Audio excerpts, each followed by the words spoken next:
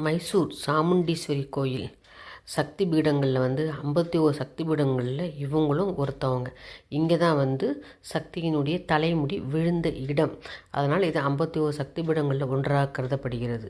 இந்த சாமுண்டீஸ்வரி கோயிலில் இவங்க அவதரித்த நாளே இந்த ஆடி மாதம் 3வது வெள்ளி தான் இவங்களுடைய அவதரித்த திருநாள். இங்கே நவராத்திரி விழா மிக சிறப்பாக கொண்டாடப்படுகிறது. மைசூர் உள்ள மக்களுக்கெல்லாம் குலதெய்வமாக விளங்குறவங்க இந்த சாமுண்டீஸ்வரி தாயார்.